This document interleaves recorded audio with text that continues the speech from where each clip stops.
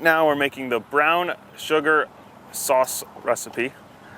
And this recipe is what we're going to use our mop for our wet ribs.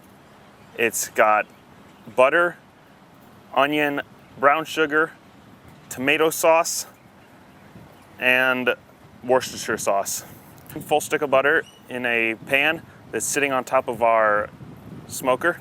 And I've chopped half of an onion. Add the sliced onion to the melted butter and let it saute for a while till the onion gets nice and translucent.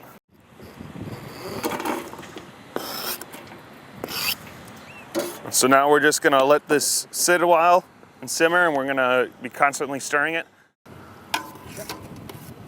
Now what we're doing is we're gonna start slowly adding our brown sugar. We'll end up adding about half a pound to a pound right now.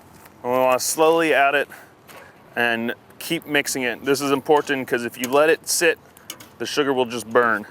Let what we add mix or melt and mix it. And then you know you've added enough when the butter stops rising to the top. And then we're gonna add our rest of ingredients and then add the rest of the brown sugar.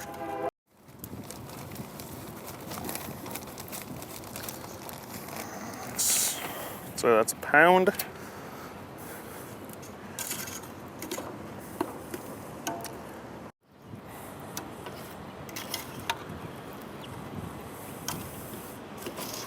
We know it's done because if you look, no more butter is rising to the surface.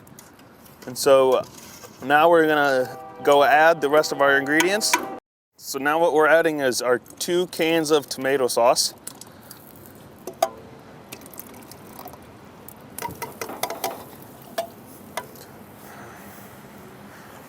And we're gonna stir this in.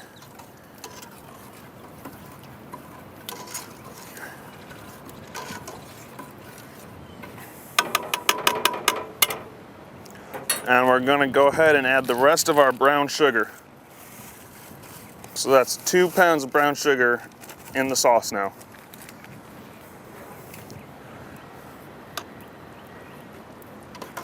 Then we're gonna keep stirring that. Now we're gonna add 3/4 of a cup of Worcestershire sauce.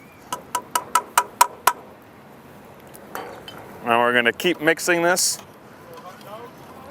and just let it warm up, make sure all the ingredients mix together, and we're just gonna keep mixing it constantly. So this is the sauce we have. It's made out of half of a medium onion, 2 pounds of brown sugar, a stick of butter, 3/4 of a cup of Worcestershire sauce, and 2 cans of tomato sauce. We started off by melting the butter and adding the onions and letting it saute until the onions were translucent.